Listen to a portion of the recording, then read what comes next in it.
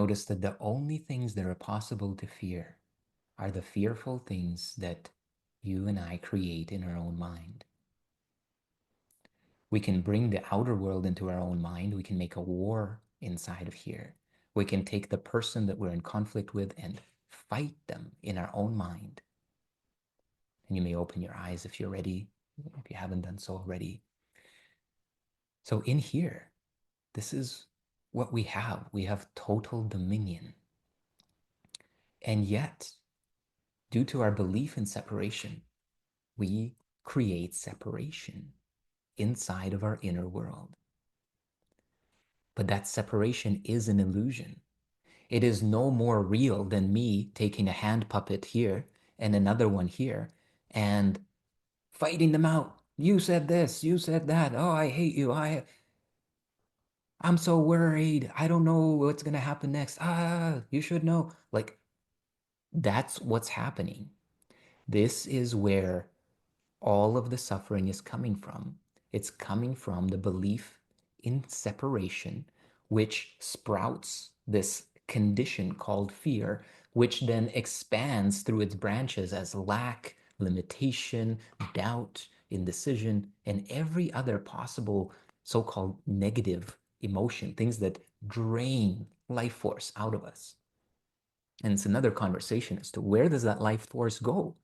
Who's draining us? Who's harvesting this? But no doubt that you can see that when you're experiencing fear, somehow this life force that you are gets siphoned away. Yeah. But you have full and total choice in this.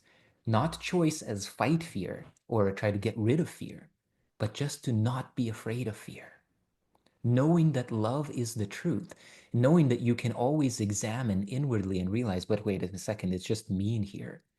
Yes, traumas, yes, all of the past conditioning, all of that, but I know what it's creating. It's creating an illusion of separation. Yes, the feelings may still be here. Yes, I may still feel like, oh, but I now, there's a little bit of an illumination. There's a little bit of a sense that, but this is an illusion because it's just me in here. There's nothing to fear in here. What about out here? Are there saber-toothed tigers? Is there anybody trying to shoot me, destroy me, hurt me? Typically, no, right? But probably in 99% of yours and mine daily experiences, nobody is trying to physically hurt us. Emotional safety, this is another thing. Of course, we can have a deep conversation about emotional safety where, as human beings, growing up uh, and being raised by other traumatized human beings, emotional safety is lacking on this planet. That's okay. That's why we're here. We're here to level up the consciousness of this planet. So, emotional safety is an important consideration. And yet, when you find your inward center, emotional safety becomes less and less relevant because you feel plugged in inside. So you're not trying to get okayed by the people around you so that, oh, right, you do see me, you do approve of me. I'm not saying that we don't want to give that to each other. Of course, love would give you every approval. In fact, it already has, and it does so constantly. You have every approval of love. That's why you're right here. You are fully embraced by love, exactly as you are. Otherwise, you wouldn't exist. So, this first principle is that fear is an illusion and love is the truth. And as we begin to contemplate it, and I really mean a daily contemplation until you have conviction, certainty inside, confidence that it's just you in there. And so when the mind attack comes and the thoughts are storming and the emotions are raging, you can witness it and say, wow, Boris is really angry right now, or Karina or Chris or Lars really angry right now, right? But not I, not the I that God created. That I is not angry. That I am is witnessing this with as much fascination as you and I may witness movies or games or sports. We are captivated, but we are not worried, right? Existentially worried about the outcome, because regardless of what the outcome is, all is well. And so there's an aspect within us that sees this, witnesses all of life, and knows all is well. It looks like a big old mess, but all is well. And so this is what can come more and more to the forefront. It can be the lens through which we begin to see the world and each other when we contemplate it, when we actually take the time to, instead of engaging with reactivity with the world, we place this contemplation into our mind. We examine, we look inwardly with consciousness, meaning that this is an activity of consciousness. It's not an action with your body, but it is an action of consciousness for you to look and introspect and inquire and see. Yeah. So this is how we begin to etch away at the foundations of fear. Every fearful thought is rooted in this illusion of separation. Separation within, separation without. But when we choose to see through that illusion, something shifts and we begin to access the infinite power of love. And the infinite power of love, what is that? It just looks at illusion and knows that it's an illusion. That is the whole essence of all is well. Illusions may not disappear. The illusions of separation, the fact that you have a body and I have a body, seemingly, it's still here. But love, that doesn't come and go. It's always here, waiting for you to remember it. And we remember it by recognizing the internal oneness, that there is no true division inside. So I want to just invite you to think about, as you're engaging this new year, what would your life look like if you let love guide your decisions instead of fear? What if you literally took a moment to pause and say, okay, if I knew that only love was true and that all fear was an illusion, what would I do this year? How would I participate in this relationship, that relationship? Would I pursue this career path? Would I start that business? Right? Imagine the freedom in that.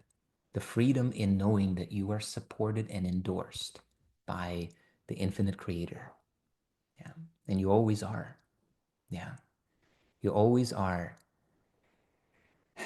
Even when you dream a fearful dream, the creator says, okay, I trust you. You got this. And you conjure up this terrifying experience. And infinite love still knows you exactly as itself and trusts you infinitely, knows that you will figure it out and that you have already figured it out. It knows you like that. So let's move on to the second principle. How do we get this platform, right? This foundation of fear is an illusion and love is the truth. What is this world, right? The world, the world. Thank you so much, Damon. I see you. Appreciate you too. The world you see is a reflection of your mind. That's all it is. We seem to see a real solid existential reality out there. And that's not actually what we're seeing. What we are seeing is perception itself. That's all. You are looking right now, not at a screen. You're looking at perception. I'm looking not at a camera. I'm looking at my own perception. Yes, of the camera. But the camera that I see, if you were sitting here, you might see a very different experience of this camera. So the world you see is really a mirror. It is a reflection of your state of mind. It outpictures what you hold to be true inside. So in this way, it is a mirror of your inner world. And now What kind of image do you suppose an inner world full of conflict, fear, and separation would produce? What kind of outer world circumstances would proceed from that state of consciousness? You don't have to look very far. You just click on the news, right? You click on world events and you see what is being highlighted. Now, that is absolutely not the truth of what's going on in the universe. It is a very, very modified, a very, very, how can I say, secluded perspective, and it's exclusive of many, many things. But it is a reflection of our state of consciousness. So the world you see isn't happening to you. It's happening through you in a very literal way. It's happening through your perception. Or as it's beautifully said in the Course, perception is a mirror, not a fact. I want to say that one more time, and let's take a moment to just contemplate it. Perception, seeing, hearing, receiving apparently what is out there. Perception is not a fact. It is a mirror. So just contemplate this. If it's a mirror, what is it reflecting? And that quote goes on to say that what I look on is my state of mind reflected outward. Perception is a mirror, not a fact. And what I look upon is my state of mind reflected outward. How do we engage with life differently if we realize that this inner dialogue, this inner world, this inner kingdom is, it's almost as if there's a light behind us, like a movie projector, and it's shining through our inner kingdom, which is responding to what? To our will. It is responding, right? In the Course, one of my favorite lessons and quotes from the Course goes like this: even in this world, it is I who rule my destiny. What happens is what I desire. What does not occur is what I do not want to happen. This I must accept. So we have this inner world that is completely under our dominion. We have this outer world that seemingly, from the point of view of being identified with the body-mind, is completely out of control. There's nothing we can do. It's like we're a passenger in it, right? It's like being a passenger on a cruise ship and the ship is sinking. And there you are, you're in your room, you're holding on to like whatever you're holding on to. What are you doing? Where's all of that worry and concern and survival energy? Where's it going towards? There's nothing you can do. It's entirely out of your control.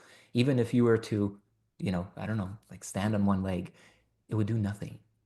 Nothing that you can do can change the world. Nothing that you can do as a body mind. But what you do inwardly, what you and I do in the secrecy of our inner kingdom, that has the power to change the world. And thank you for watching. I truly hope you enjoyed that experience. And if you're ready to go beyond concepts and to directly experience your true self, I invite you to join the Holy Instant Daily Meditations for Spiritual Awakening. This program offers 365 guided meditations designed to bring you into the direct experience of the Holy Instant, where peace, presence, and timeless truth stand revealed. When you join the platform, you'll see this membership section where you can access all of the meditations, track your progress, join the monthly Q&A, and much more. As you engage with the lessons, you'll find the original lesson text, the commentary, and the guided journey right here After your meditation, you're also encouraged to leave a comment about your experience and to further anchor your intention and remembrance.